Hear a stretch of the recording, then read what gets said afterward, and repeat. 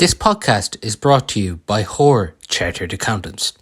Hoare Chartered Accountants are based in Galway City and are a leading provider of audit, accountancy and taxation services. For more information, visit hoarecharteredaccountants.ie.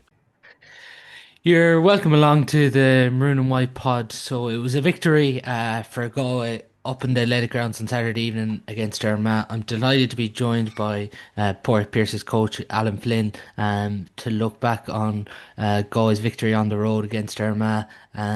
Huge win, Alan, wasn't it? Massive win. And, in fairness, they really grounded out because they were under savage pressure there for long stages of the game. It's one of those ones, I suppose, from a management point of view, I've no doubt that it'll give them a lot of satisfaction because, they could have dropped the heads and it could have got away from them there a few times during the game, but they did really well to stay in there. Had a bit of good fortune as well, I suppose, a few times with maybe decisions and the goal even, from the free kick and stuff. So, but you'll take it. And I think the biggest thing is that, in both games, I know that I suppose the first day we lost to Mayo and stuff, but there was the signs, very encouraging signs of a team that is willing to work and stay in it. And particularly with the new rules, I think, Paul, like that, if you're not willing to work hard and keep chasing the game, score lines can really, tall up very quickly. And, all of a sudden you could be really, really far behind. And the positive of that then, I suppose, is you can actually turn it the other way and you can get back into a game. So they use that in their favor again this weekend. And it's a great win. You can see how happy the lads were afterwards as well. And on the other side, you could see how disappointed or maybe even frustrated that they are Malas. And in fairness, I think they probably have grounds for a little bit of that frustration too, to be fair. If we talk about the last play first, because it's obviously still in a lot of Galway fans' heads, but when Robert Finnerty gets the free, Shane McGrath, obviously Ross McQuillan doesn't let go of him, but what a few days for Shane McGrath. Wednesday night he kicks the winning 2-pointer for the University of Galway against UCD in the Sigerson Cup quarter-final, and then you could even see after the game all the players running straight over to Shane McGrath, obviously getting that free, and then McQuillan wouldn't let go of him, move forward. Rob Finnerty taps it over then and ultimately wins Galway the game. Yeah, it's excellent. And, even actually a few seconds before that, Paul, you might recall when the ball was being kicked out and it hit the ground. And, everyone probably knew at that point that, whoever gets their hands on the ball here now has a great opportunity to at least get a shot at goal. And he got a flick on the ball and the ball broke back then towards the half back line and Galway picked it up. And as it had all the signs, I suppose, of the reaction afterwards, as well as kind of giving him a bit of encouragement and congratulations from the rest of the players that this is something they'd spoken about, that when you get your free out in the middle third area, if you see an opportunity to go at your man and go and solo and goal, let's say, that you should do that. And it really, the defending player needs to be very clued in and switched on and disciplined then, because I suppose the natural reaction for any player, and I wouldn't be too down on the Armagh player because I think it's a learning curve, I think, as well. I know it's in 12 months or so now, but it's very much the natural reaction, I suppose, in that situation is trying to stop someone. I think by the letter of the law, yes, the 50 meters, it's a cruel enough penalty now, to be fair. And if it happened on our side, I don't think we'd be too happy about it. But it is like the free was correctly given to Galway and brought forward and so on. And you'd have to credit Shane McGrath, who, has done quite well. He got a small few minutes against Mayo, got a goal, albeit I think that shot should have been stopped by Henley in that game. Because I'd say Shane himself he didn't get a massive connection to it. Seemed to go under his foot or something. But I thought the last day he looked like a guy that had got a little bit more confidence from the fact that he got a few minutes against Mayo, but also, as you say, of his contribution in the Sigerson game. So he's grown in confidence. But as you would know yourself, Paul, no one in close to Dunmore will be shocked by Shane's ability, because he's been a young fella coming up there, and has great pace, great football intelligence, and I think even being around it now for the next 12 months and around intercounty level and training with those players that he'll be training with and learning and picking up bits and pieces, he'll only get better, because he has a lot of the raw materials that you need to play at that level. And that's great from him. Brilliant. It's great to see. And when you take it on the back of what the two lads did on the inside line against Mayo, and then you throw in himself, and we'll talk about maybe one or two others as well. I think it's been a good start to the league for newcomers. Let's put it like that. From a management perspective, that's what you're looking for these new players, obviously, to come in, make a contribution, but particularly bring energy, and that's one thing he brought. Exactly, energy and effort. That's important, and he brings energy. He's able to get away. He's got a burst of pace. He knows where the posts are, and he's able to get around the pitch. And that's what he showed. And I suppose that confidence sent you that. Like, if he wasn't as confident as he was there, you're not going to be inclined to that, just in case it doesn't work out, or something goes wrong. So he's full of confidence, and if he keeps adding to it, and I'm sure Padraig will keep giving him extra minutes if he's doing the stuff on the pitch. So it's great to see. If we look early on in this game, after 3 minutes, Oisin McDonough gets a great bit of contact on the Armagh defence to force a turnover. Rob Finnerty gets the point, but then obviously Armagh come and they get points from Ross McQuillan, Conor Turbett, Fergal O'Brien, Oisin Connolly, 4-1 after 12 minutes, and you were sort of already feeling like maybe Armagh were starting to take control of it. But throughout this game, Armagh may have been the dominant team, but Galway, in fairness, were always able to take their chances. Even if you look at the response of McDonough getting a point, and even Malloy's goal as well, the way it's moved from O'Lee to Finnerty to Malloy, and they're a point ahead after 14 minutes. Yeah, exactly. I think that kind of sums it up very well, Paul. And they had a lot of possession. There's no question in certain stages, because they were doing a serious press on Galway's kick out, and so winning a lot of ball. But they weren't really showing that on the scoreboard as such. Like, while they were getting the 3 and 4 points ahead, in the way, sure, like we've seen it ourselves, Paul. Like, the way it's gone now, a 7 or 8 point lead is still very manageable, and obviously when Kieran got the goal, which was very well worked, I thought Finney O'Lee had his head up very well, got a good hand pass inside, and then you had Kieran coming on the burst. Blaine Hughes, mightn't be overly happy with his saving effort, but in fairness to Kieran, I suppose we'll give him the credit that there was enough power in it, maybe that he couldn't parry it away. But I suppose Galway were able to stay in touch in distance, and they were living off scraps there for long stages. But it probably comes back a little bit, and I think there'll probably be a little bit of reflection in Armagh. But this is not just on this game. This has been a trend, I think, with Armagh over the years in terms of, leaving teams in the game.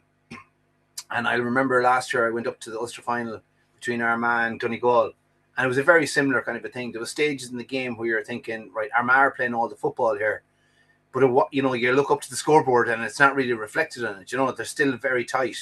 And if you think of all the games between Galway and Armagh over the last few years, and they've built up a serious rivalry, there hasn't been an awful lot in it. And in quite a number of those games, Armagh, because of their physical power, their size, and their athletic ability, they're able to dominate possession for long stages of the game. But invariably, it's not reflected on the scoreline. They don't build up big leads, and Galway. Then this is a testament to Galway, I suppose, and their forward power and their ability to get scores at the right time, and also their ability to get scores. And I give massive credit to the likes of Rob Finnerty and players like that are able to, like, one of the most difficult things for an inside forward is to be able to score with a lack of not getting that much possession in the game, because I suppose it kind of makes sense, but like if the ball is continually coming into you, you get that luxury of being able to maybe a ball to go short or a ball to kick wide, and you're getting your hands on the ball a lot. Whereas Finnerty has an ability to he gets a chance, and more often than not, he's able to to hit the target. And I thought again his efficiency the last day was very, very good. He probably won't be happy with it. And in fairness to him, he acknowledged it. I thought it was great to see that. He acknowledged after the game in terms of that free that ended up being in the back of the net. He wasn't happy with the connection of the shot. So that's the kind of standards he sets for himself, and it's good to see that. But yeah, like there was a lot of difficulty. But I have to remember as well, and the caveat here we have to remember as well is that some of the physical power and the size that we're missing around the middle third. And you throw in John Maher, Keane Darcy particularly, who's an outstanding fielder of the ball. I suppose Matthew Tierney, came in, and Killian McDade came in. Like even those four across the middle of the field, if you were to play them for 60, 70 minutes, and they just make a huge difference. But and I particularly point to the first two, Paul Conroy obviously as well. So we'll see where he stands. But all of these guys have an ability of winning possession. I thought Shane McGlinchey, in fairness to the young lad, did very well. And we're talking about new players. Galway needed a bit of physical power, and it ended up in a situation where I thought then there was a period in the middle of the second half, Paul, when he had 1-1, and then we were starting to lamp the ball out on top of Shea, and now there was 2 and 3 Armagh players coming in around him. It was going to be very difficult, but he won 1 or 2 vital balls, or at least broke them towards the end of the second half. Kicked a great score, looked composed on the ball, and I think he'll get a huge amount of confidence from it. And I'd say he'll see more minutes over the course of the league. Just there, when you're talking about Rob Finnerty, 1-6 finished with at the weekend. Do you think he's underrated nationally? It's a good question. I would say he probably, I don't know if it's underrated, but I think it's probably more the fact that over the last few years, Damien and Shane would be the first 2 players mentioned as Galway's marquee forwards. I think, in fairness, that has probably changed, or at least Finnerty is mentioned maybe as quickly as the other 2 now, because people, I suppose, are seeing the fact that this guy is on the pitch a lot. He's getting the scores, and he's someone that Galway are relying on. And he's going into the games now as a marked man, and he's still getting scores, which is a good sign. So. He's an unusual type of player in the sense that he likes to keep himself close to the goal, doesn't need a huge amount of space to get a shot away. Some guys are, zipping around the place and running everywhere. He's very efficient, even in terms of his, the amount of energy he's using up. So it's good to see, and if he can keep that form up, it's really going to help Galway, As we were talking about there earlier on, when Barrett and Silk they combine and they set up Finian O'Lee for a point, it goes to 6 points to 1-3. Oisin O'Neill gets a point, Armagh go back ahead by 1. Well, Hearn obviously gets the black card, and he's probably a bit unlucky, but it is a black card at the same time. Yeah. Do we get lucky then that Malloy only gets a yellow after that? Yeah, probably is. Maybe the fact that we've got a black already, I suppose, maybe softened the blow a little bit there, no doubt. Probably was a little bit lucky. But listen, when you see what happened towards the end, and I'm sure we'll talk a little bit about that incident in terms of the breach that Armagh were discussing afterwards. We probably got enough in our favour now by the end of the game. That was important time in the game. The black card. There's a few incidents there that were very important in the game. The black card, the free where where the ball hops in. The Armagh defence should have definitely done better with that. and I suppose the fact that we ended up being in a situation where we were a point up at half time, that I suppose just on the McIlroy thing, and there's a few points there. So just maybe anyone that might have missed that, that was a situation where the fourth official called the referee for a breach that they only had 2 or 3 back, including the keeper. Joe McIlroy, who was playing defence for Armagh, had come out to the sideline. I'm only basing this now on what the Armagh or Kieran McGeeney had said, but he had come out towards the sideline and crossed the halfway line to tell them basically that he was injured and he had to go off. And the fourth official, I suppose, went on the mic and told the referee that there was a breach, and Galway get a score from that. So I suppose official, like in the rules, like it's my understanding is that the only free, if there is to be a free in that situation, let's say, Paul, is that free will be from the halfway line. And while I suppose we're not going to be crying for Armagh, they can look after themselves. I do think they need to tidy up on these things and make sure they get these things right, because if you take these incidents, the likes of that, or a situation where someone is trying to give the ball back, and someone is the opposition is very smart and they don't take it, and next thing it's going 50 meters because he wasn't handed, or the referee feels it wasn't handed to them.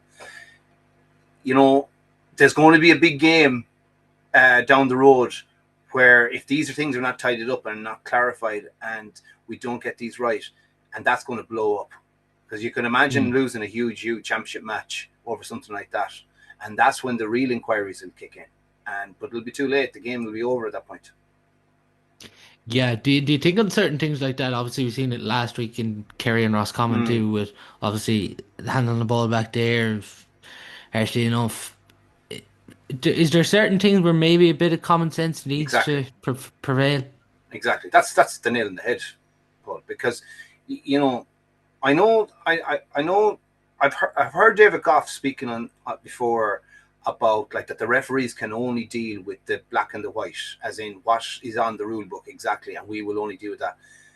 And I can understand that. I suppose they can't, but you also have to use your common sense, in the sense that if Paul is trying to give the ball, if Paul has held the ball out, and I run in and I kind of pretend that I kind of push the ball away from your hand and let it fall. The referee must be able to see the fact that you have presented the ball for it to be taken, and I have not really accepted that ball by knocking it away. Like, what else are you supposed to do? And that's like, we've all seen a bit of that, or me charging into you, pretending basically that I want to take the ball, and again the ball falling on the deck, and now the referee goes 50 meters. Like, that's just common sense. Anyone that has played the game, or anyone that is around football, knows when someone is trying to work, to generate a free or generate a foul or a breach or whatever it is, Just before that first half, Padraig obviously made 2 changes in 28 minutes, bringing McDade and Tierney in and taking Malloy and Daniel O'Flaherty off. The conversation around Daniel O'Flaherty, when you're often talking to Galway supporters, people would say his best position is wing back. Is there much of a position, do you think, in the game between playing wing back and wing forward? Because it's something you often hear with O'Flaherty, that he's maybe better at wing back than wing forward. Yeah, I think that for me, in out of possession. So when the opposition have the ball, I think that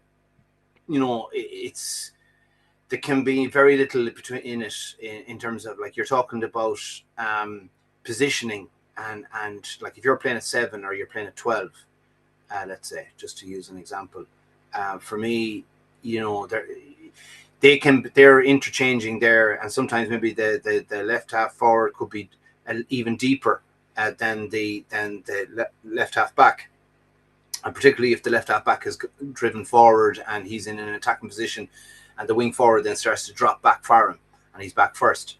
So that interchanging ability is important. Where I do think it probably the understanding of playing as a half forward and playing a half back is more from an attacking point of view.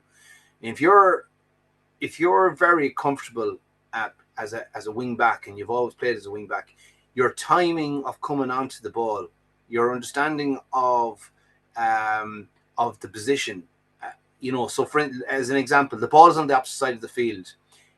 You're obviously going to be in line or just behind that play, so that if that ball rotates across, you're going to be able to make your run at the right time.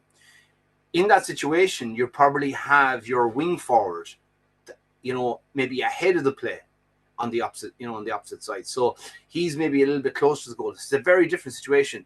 So in that situation, your back could be to the goal, albeit in a wide position, versus the wing back that is more kind of facing the goal, coming onto the ball. And that's why you'll often hear people talking about how a player is a lot better, running at the goal than the player, with his back to the goal and have to turn and twist and turn and come at, and in the modern game, coming and on loops and backdoor cuts and so on. It's a very different situation. I know the backdoor cuts and the loops are often associated maybe with the inside players, but like the way the game has gone now with set defenses and slow attacks, the half forwards now need to be just as good as it. So I think, to answer your question, I suppose, I hope that makes a bit of sense, but yeah, no. I think maybe sometimes that can, Daniel, for instance, is a hugely athletic player, very, very good to get up and down the field. But sometimes I wonder, to be fair to Padraig as well, he did play high up the field for Salthill at times this year. So yeah, it's he not nearly played all the football wing forward so in Championship. It's not as if he he has never played there, but and you do need players in the half forward positions now that are able to get up and down the field. Like the whole half forward line now need to be very, very mobile. So I wouldn't use it as an excuse, for instance, but I do think that there's probably a lot of merit in the fact that what's his real strength? His strength is really coming hard onto the ball and making the plays from there.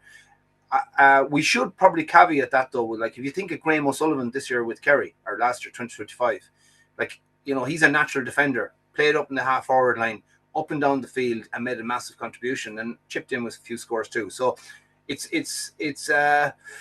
I don't think it's beyond the man. I think he can do it. He got caught a couple of times on possession, and he got blocked down 2 or 3 turnovers. All right, yeah. So I think that probably was in the eye of the management, and that can happen. I think he still has a lot to offer, to be honest. You mentioned Graham O'Sullivan there. We've obviously seen Liam Silk at 10, and it's been quite a surprise. But that's the only thing I could think of when Liam Silk was named at 10. Are we nearly trying to do like Kerry did with Graham O'Sullivan there? Yeah. Now, to be honest, I do think, as I said to you already, I do think a lot of these positions are kind of interchangeable, even during the game. Not necessarily. I think it's trying and I don't know. I'm sure. At some stage we'll see. And sometimes I wasn't that up in Armagh, Paul, so sometimes maybe it can be hard enough to see from the camera position.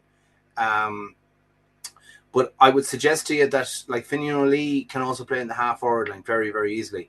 Liam has been incredible servant. So I think there's probably an element there of being interchangeable. I also think it probably gives it, because of the fact that we're down a few, that Conor Gleeson is he's really effective on the long ball into them 10 and 12 positions, on the kickouts.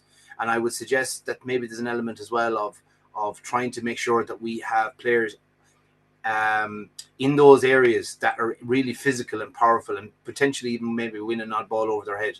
Now, it hasn't always transpired yet, but I wouldn't listen.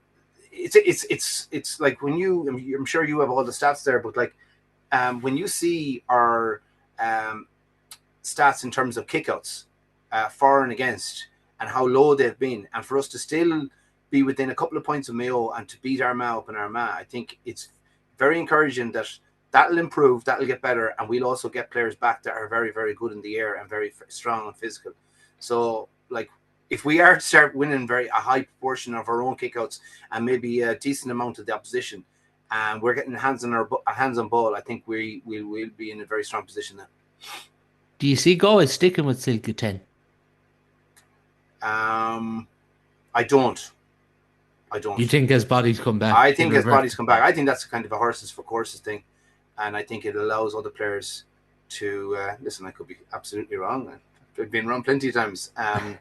So I don't know. Maybe there's something else going on there, but like I have such a high regard. Maybe that's a kind of a personal thing as well, but because I have such a high regard for Liam as a defender, that I think down the road that that's where he'll be needed. If you look at then before half time, Finnerty's goal from the 2 point free, Fio McDonough just standing in front of Blaine Hughes. He's 6 foot Yeah, six. yeah, yeah. Like this is something Galway can work on because if you're a keeper, McDonough's going to be off putting. Absolutely, and this is the man that was in for the throw-ins, so it kind of shows as well how big he is, and maybe the confidence that the goalers have in him to contest that type of a ball. But he's in around there, and he's such a huge man. Definitely he put him off, no question. And I remember just off the top of my head now, I remember as well Daniel sending in a lovely kind of high diagonal ball into the full forward line. Maybe less than 10 minutes into the game, so Galway were having their heads up. They put a nice bit of ball against Mayo, maybe didn't get the same opportunities against Armagh, because I suppose Armagh would drift their defence back a little bit quicker than Mayo do, but their head is up all right, like to try and see is there an opportunity to put it inside, so that was good to see. Like, one of the, I suppose the caveats here that we need to kind of maybe talk about is the fact that, a good number of our players that started up front didn't score from play. And I think that's probably a work on, and the goals definitely, came at the right time for Galway and kept us in the game. So I've no doubt Padraig will be talking to the lads about that and making sure that they're all making a contribution to the scoreboard, particularly the inside players, because that's essentially that's what they're there for. And I'd like to see a few more players getting on the scoreboard. Yeah, it's obviously Mulhern played very well previous week. And probably from playing previously week, Armagh were probably focusing a lot in him and wanted to obviously tie him down. Yeah, At 11, obviously Phil McDonough got on the scoreboard with a point and won a lot of ball. Fairness, Soshi McDonough worked hard, but very hard. probably didn't get the opportunities that he even would have liked for scoring opportunities as well. Yeah. Listen, I wouldn't be nailing anyone to the mast for that. Like that's a very different environment up there. You know what I mean? And big crowd, very physical game, and they hit hard and they play tight. So there wasn't as much space. Like against Mayo are pressing a lot higher up the field. So yeah, by having Mulhern and these lads keeping their heads up and moving the ball inside, there was a lot of one-on-one stuff going on. There wasn't as much space against Armagh, so it was going to be tighter. And the lads will learn from that and they'll be better for that. I wouldn't be, like you mentioned it there yourself. Oisin McDonough came, those two shoulders and the physicality he showed. And there's none of those Armagh last week.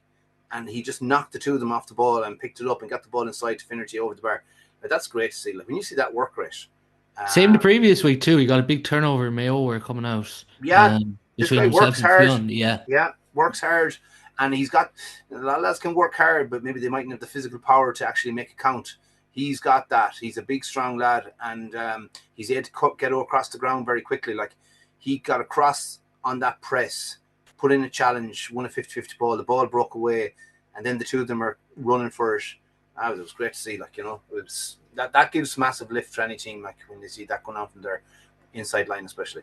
This episode is sponsored by DroneWorks Ireland, your go-to place when it comes to buying a drone, repairing a drone, and also when you need professionals to carry out any aerial work you may need. Check out their website at www.droneworksireland.ie. Yeah, Finnerty and McDade obviously get points. It puts Galway 2-5 to 10 ahead. Then Connady and Charlie O'Byrne's scored to put Armagh 12 points to 2-5. Finnerty levels it then. We have a free. Shane hits it wide. McConville and Oisin O'Neill extend the lead again to 2 points.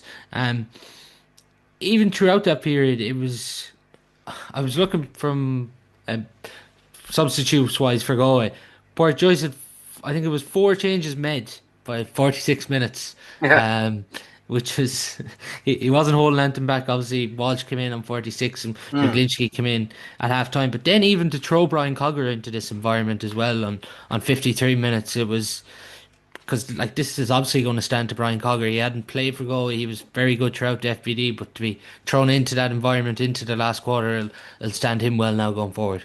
That's brilliant. Sure, like if you're a player there, sure, like that's what you're looking for. There's plenty of managers out there that have, um, when the game is like that and it's tight and it's tense, you're kind of, looking towards the established guys and not willing. But I suppose again, this is one of the benefits of having a bit of space with players that are maybe out injured. This is the positive of this, that these players then are going to get their chance, and they're all stepping up very well, and it shows the quality of training and how training is going, that they're all prepped. Because if they weren't and the level of training wasn't at the level I suppose required for Division 1 teams, they would be under pressure, and they would feel a huge gap between the games themselves and the sessions that they're doing. So obviously the training is up to a very, very high level, and there's a huge intensity in the sessions, and that's going to bring them on, and all these guys now are going to feel a part of it. So it's great. Obviously, Kieran McGeeney was asked after the game about fisted points from Colin Parkinson on the Smaller Fish Yeah. GA podcast. Do you think Armagh left this behind them going for fisted points when maybe there was goal opportunities on? I definitely think there was a couple anyway.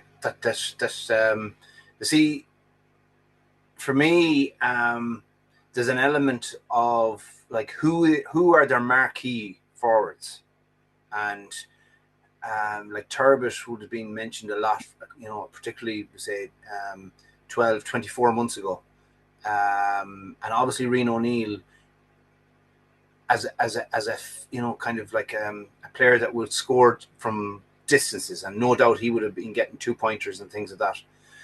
But like, after that, you're kind of looking like Connaughty is an outstanding player. Like I really enjoy watching him because the pace he comes at the ball, his ability to to step off left and right. He's a nightmare to really try and mark. But as an inside player, they don't have someone that they can kind of say, well, today he's going to definitely score 1-4, 1-5, 1-6, like Rob has done, right? Turbot, I think they probably felt was probably going to go down that road, and he doesn't at the moment. No, in fairness, he might turn again. They have a few guys like even the O'Neill, Colm O'Neill, is it? That's in a full forward there, Paul. Oisin O'Neill, yeah. So like he's there to get scores, but they're more again, 2-pointers, fisted points, that type of thing. I think they're lacking a kind of a killer instinct in terms of a guy that is always going to get the 1-4, 1-5, I'd say, in every game. And a lot of the teams that are in the running, that they have that. You look at the Donegal lads; they have 2 or 3. Kerry, they have plenty of them, and I think Galway have that as well. And I think the teams that are chasing, that's what they're looking for. Can we get a couple of players that we can count on, that even with big attention, that they can still get a goal and 2, 3, 4 points? The cushion that gives a team. So to go back to your point, I definitely feel like that there's a few opportunities. Like Jerry O'Byrne's got a couple of goals. He came in from the wing. So in fairness to him, it was probably going to be difficult to get the shot away and bury it into the bottom corner. I think McQuillan definitely had one chance to get a goal, and I'm pretty sure they were up by 2 or 3 points at that stage. And I think he probably went for 4, for the point, because he probably felt 4 now is keeping the scoreboard ticking. 6 would have really, really made it difficult for Galway. I don't think it would be over, because I think the way the game's gone now, it's you always have a chance. But the way they were dominating possession at the time and winning kickouts and stuff, I think it would have been very difficult. But to answer your question, I do think they're going to have to score goals. They're going to have to I saw the same thing last year with them, and I really go back to that. That was an outstanding match. It was one of the best games I've seen in a long time in that Ulster final between Armagh and Donegal. But there was so many times in the game that you're kind of thinking they should be further ahead here, and they live to regret it. A point too, probably that went under the radar. I meant to mention in the first half was Jack Lynn's block on Conor Outstanding. Turbot. Yeah, It was a big moment because it was going against Galway at that stage, and the yeah, timing and everything it was yeah. unreal from Glynn. Thought that was the best game he's played in a long time, Paul. Over the Yeah, hour, Jack has he's a real. He enjoys. You can see himself. And Johnny McGrath, they enjoyed the man-to-man combat and the battle there, but he was very sticky, and that's what you want to see your cornerback. He was always, even if his man got the ball, he was on him and he was putting pressure on. Had a couple of good tussles there with a few different players, including Connaughty. I do think as well Sean Fitzgerald should be mentioned as well, because I know he was under pressure a couple of times when they pressed and he had possession and they were putting pressure on. There was one incident, particularly in the first half early on, and he got a hand pass and he was coming out the wing and the ball was turned over. But yes, I saw a lot of that happening over the weekend, by the way, so I don't think he's the only one that. But the one thing I'd say, Paul, about him is I think he might be underestimated as well in terms of his ability to hold out a player attack running at him. He's physically fierce strong. He's a very strong man. And, he's not doing anything too outstanding in terms of on the ball, but you don't really want that out here. He's there to stop his man, be physically powerful, and stop goals. Don't be letting guys go past him and running in on top of Conor Gleeson or whoever's in goal. And there was a couple of instances that I noted. I thought he was really, really good. The way he held up his man, forced him out, towards his left or right, didn't allow him go straight past him. I do think that he's a lot to offer there, and he's doing things maybe that some other players that potentially would be in the running to play in that position mightn't be able to do, because he just is very powerful, very powerful. Just there defensively, I think that full back line of McGrath, Fitzgerald, and Glynn looks fairly set. From obviously we've seen them in the last few years. They've been the full back line. When it comes to then the half back line, when McDay comes in, Sean Kelly obviously falls back there. So is it maybe he'll fall into the half back line, maybe alongside Dylan McHugh? And is it Liam Silk when everyone begins to come back? Do you think that's what the back six could be? Yeah. So Dylan McHugh, Sean Kelly, Liam Silk, you would take that.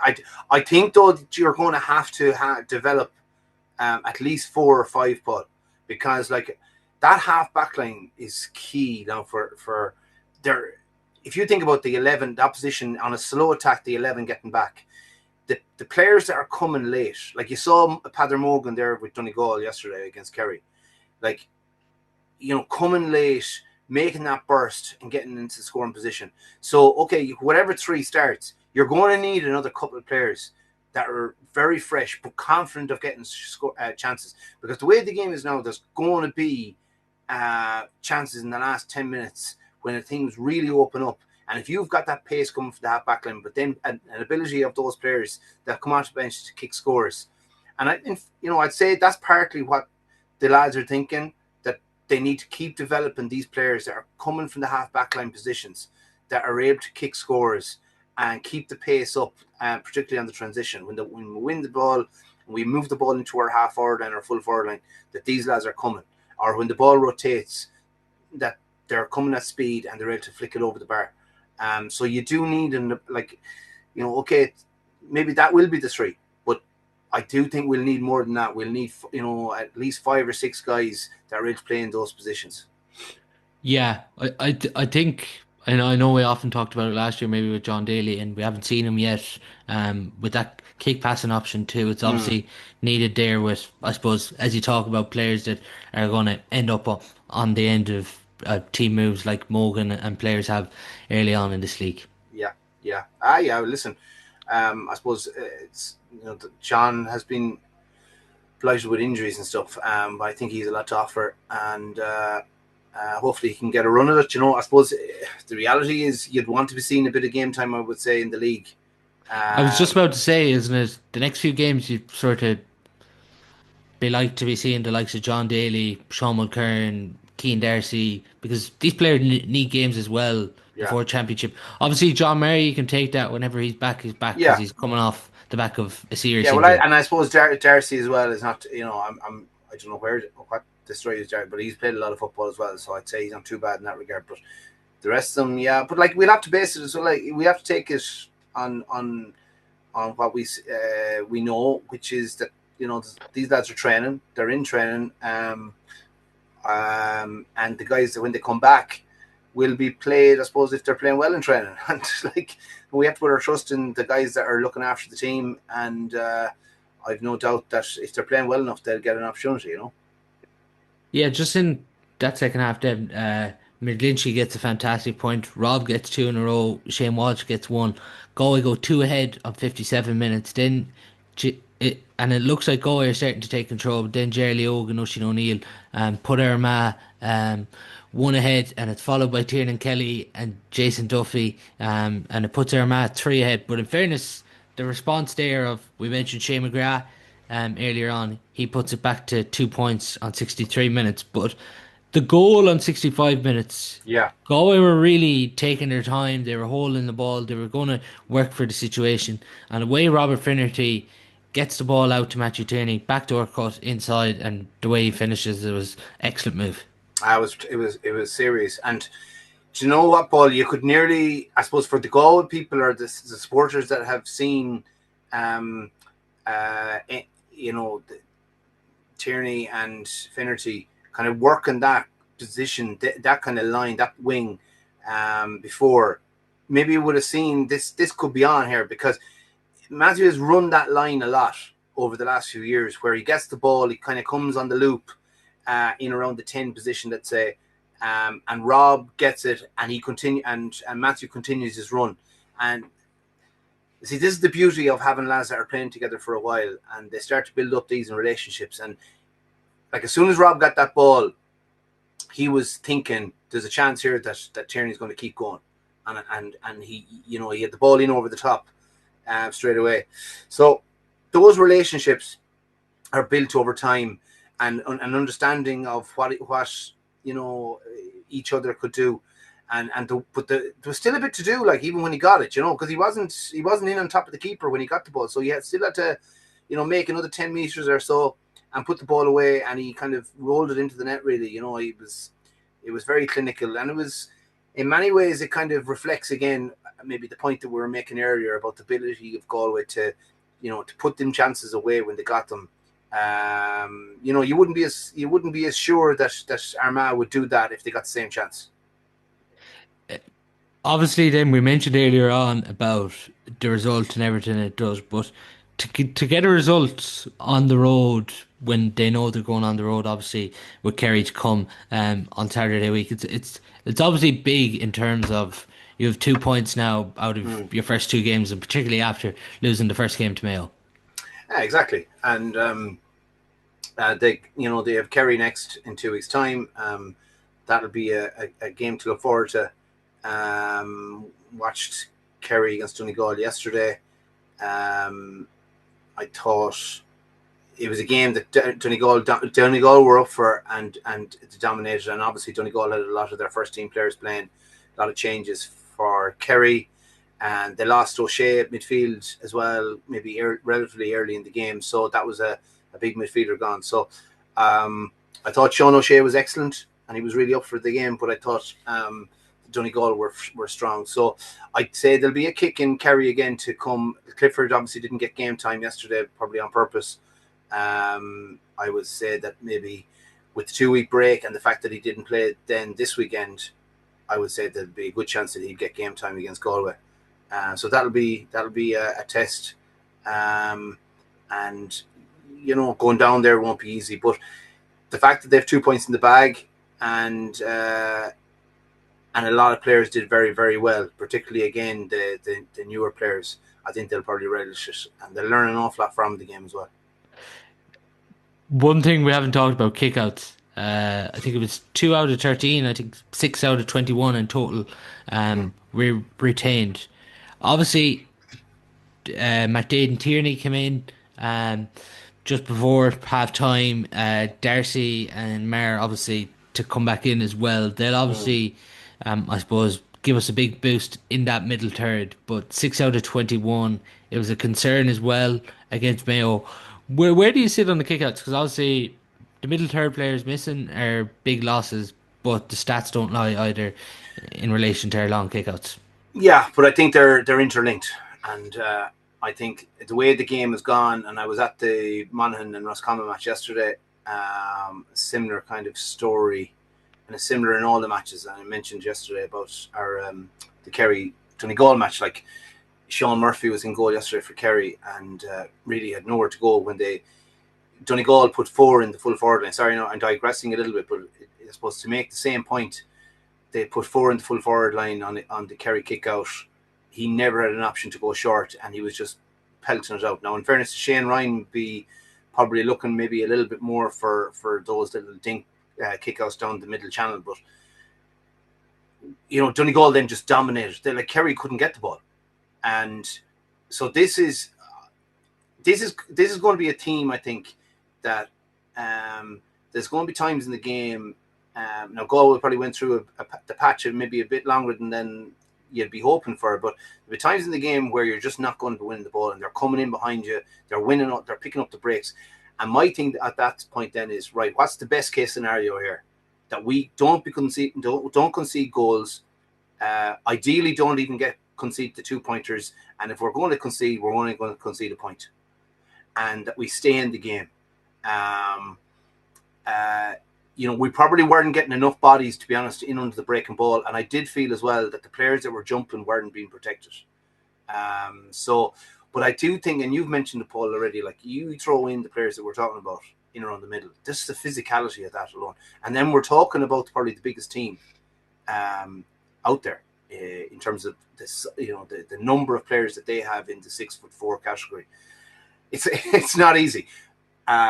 It could be said, well, they weren't playing Armagh in the first round, and we lost a lot of ball there too.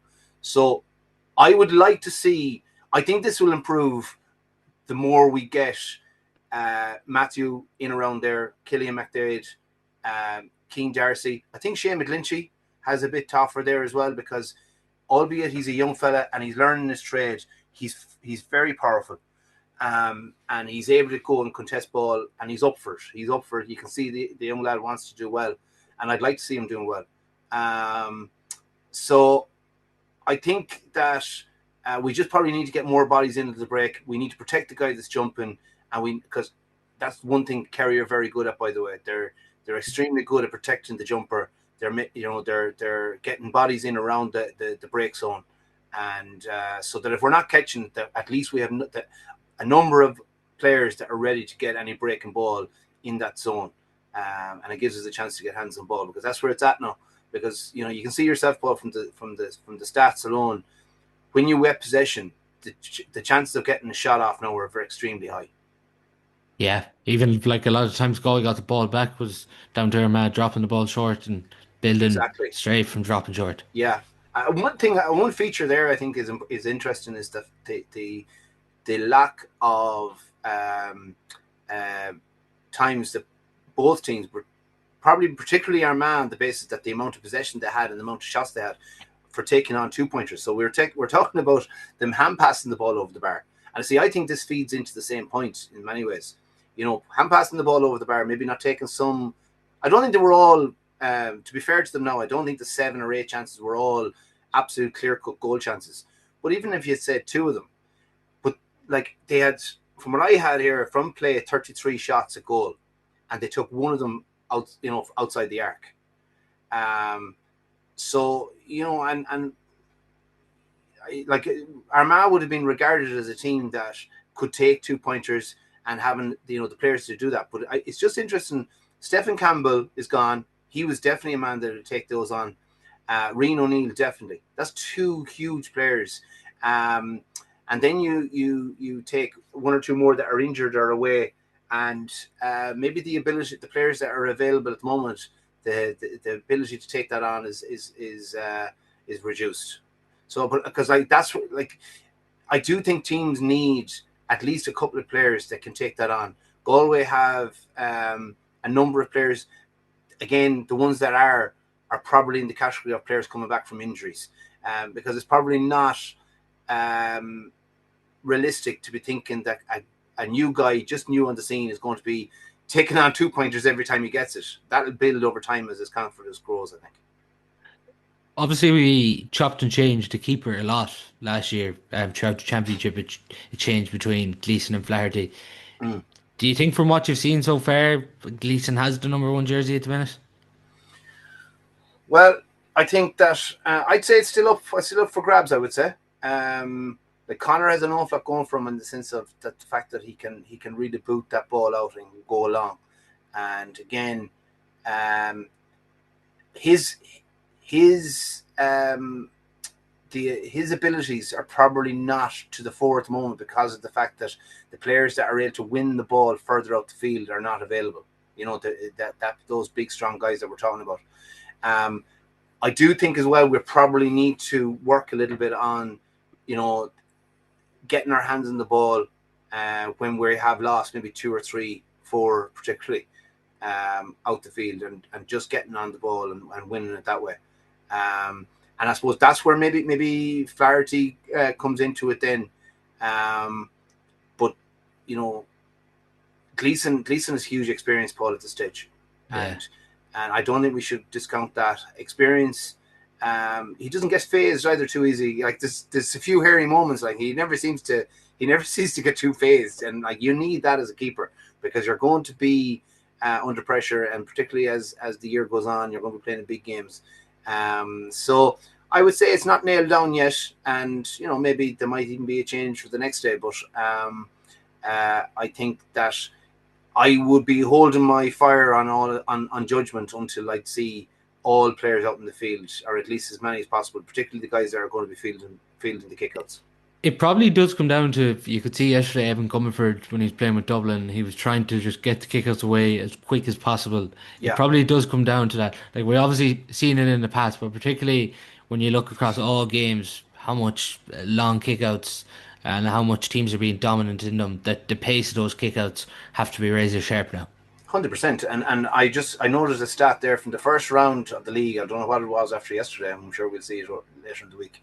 But from the first round of the league, that 80% of kickouts were going long across all the games.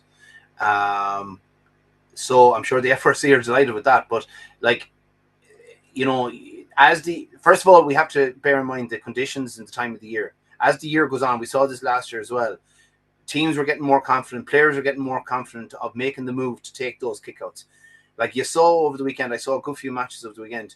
There was a good few instances of keepers kicking the ball into the corner pockets and the press coming on that corner back who received the ball and the ball being turned over or being overcarried.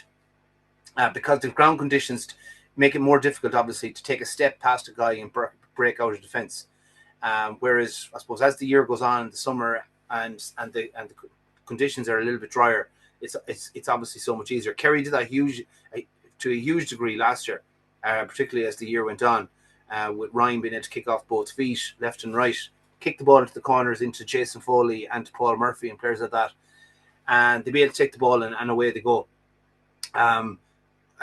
So yeah, I think there's a lot in that, and but I think working maybe a little bit more so that when the kind of championship comes and when the group games in the championship come, that they have that kind of out kick out, that we've lost 2 or 3 in a row, even though the opposition are pressing, we have a couple of set plays here, and I've no doubt they're working on that.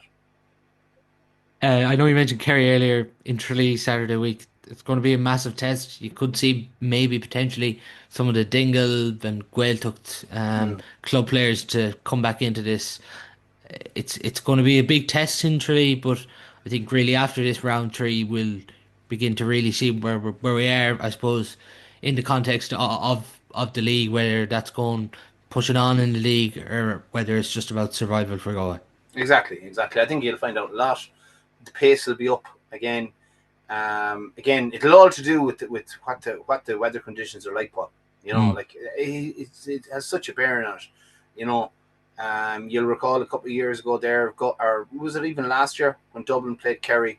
It was a game of two halves in the round down there, and I think Kerry were way up at halftime, and Dublin came back, and so it all depends on what the weather conditions are like. I really do feel it has a huge bearing at this time of the year. You think of kickouts, you think of pressing, the ability to win kick 2-pointers if there's a really strong breeze behind you. So, but again, can Galway come away with a feeling that they have accounted for themselves really well, that the players, the newer players particularly, who are trying to find their feet, have got a good experience? I think that would be good. And I think as well, even developing their game up front in terms of, more players again getting back on the scoreboard from play, a couple of 2-point options, I think it'd be good. And maybe an ability as well to get a short one away when we're under the cosh, and someone get a hands on ball. A few things like that I think would be really good. Sigerson Cup obviously this week gives the players a chance to focus in on it now. This week obviously they're playing the semi-final Thursday evening, the University of Galway. Quite a large amount of Galway players involved with the University of Galway. They had fantastic win last week up in UCD in Belfield in the quarter-final. The draw they've got, so Queens and UL in the other semi-final. There's 300 kilometres between the college, so that could be played in a neutral venue. So that's in Dublin. But there's not 300 kilometres between UCC and University of Galway, so it's on Thursday evening at 8 o'clock in UCD in the Mardyke. So they've got another away draw there, so it's going to be a tough one for them. But in fairness to them, they've had a massive win, and you can be sure momentum's with them now after knocking UCD out. Absolutely, yeah, massive win, and great to see so many lads from Galway involved. It's a difficult assignment, in fairness, to be heading down there, but that might galvanise them too, and hopefully they'll produce the goods on the day. Particularly for the likes, if you're looking at the Galway panel at the minute, like you have obviously Mike Mahan, Brian Cogger, Shane McGrath, as we mentioned, Cillian O'Curran, Liam O'Keneela, to have a week to focus in on this, because it's quite challenging too when they're trying to balance between Galway and the Sigerson Cup. Exactly. A huge positive there, I would say, though, for the majority of those lads are not starting with the senior team. Obviously involved and in around it, which is great for them. But it actually is a huge benefit to the player, and it's a huge benefit to Padraig as well, because if you just think from the point of view that, we'll say Shane McGrath comes on the last day, gets a certain amount of time, and then there's a few more there that don't. This just keeps them sharp and keeps them up to speed. In many ways, it's actually the perfect time, actually, because it's the few days break, because there was a nice bit of travelling done there now. And they will again, obviously, down to Cork, but they play the game. They come into the weekend, and maybe they get the session done. Let's say on Sunday together in the week before the Kerry match. So it's not a bad. It keeps them sharp. It keeps them with a game in their legs. And all barring kind of injury and making sure they kind of look after the body from that point of view, it keeps them ready to play matches if they're needed. Particularly for the senior team. Just then on post-primary results, Jarlath's were defeated to Gerald's 111-110. Murdoch's bet Clare Galway at 112-13. That was in the Connacht A semi-finals. In the B, the Bish bet Ballyhonus 412-113. So they play Nathies in the B Connacht final. In the C, Gertner Abbey Crossmolina bet Closh Enda Sawtill 116-11. And Ball Secondary School bet Whole Rosary 15 points to 1-7. Alan, on the post-primary finals from A to D, 7 Mayo schools out of 8 teams in the finals. The Bish, the only team from Galway, into a Connacht final. It's you never like to see, I suppose, from a Galway perspective, to see Mayo schools doing that well. Well, we had this chat, Paul, if you feel a couple of months ago, and I'm very strong on this. I think that this is an area that we need to have a look at. I think, obviously the dynamic has changed a lot in the last few years in terms of the number of schools in Galway. So that obviously breaks up the big numbers maybe that would have, like, there'd been huge numbers going, I suppose, from North Galway to either St. Pat's, CBS, or Jarlath's, going back. No, just going back a bit. And then you had St. Mary's in Galway and so on. And there was, I suppose, that at that time, there was no Clare Galway, let's say. So I do appreciate that, the numbers have kind of dispersed a little bit more. There's more options for parents and for students now to go to different schools.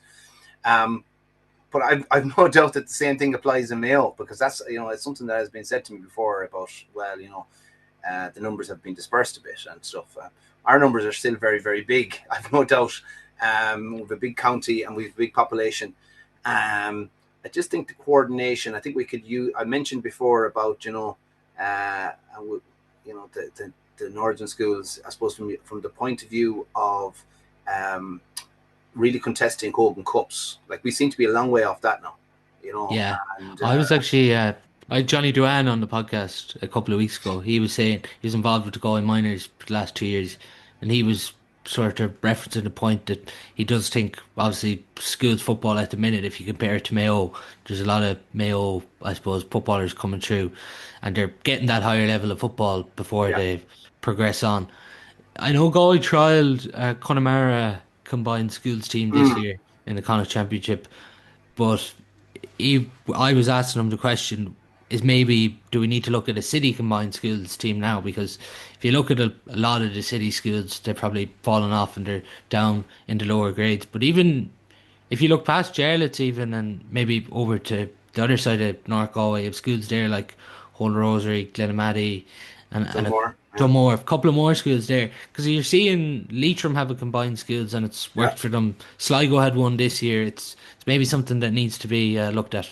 Oh yeah, absolutely. I think whatever works really, Paul. Mm.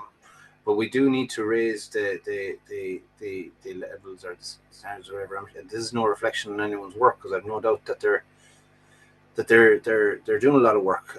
But so it's not based on any individual school, but like when you see that many schools from one county, I think every other county, it's not just Galway, probably need to have a look and see, like, is there a way to do things better? Um, and yeah, I think there's probably, we need to also look at kind of the amount of teams that are playing A at club level, B, C, and so on, and like how are the clubs making that decision, and why are they making that decision? Obviously we have a few clubs now that are very dominant, size wise and numbers wise, that probably makes it a little bit more difficult for some other clubs to compete. But I don't like the fact that we have so many teams now that are kind of maybe looking, or clubs that are looking to go and play B level.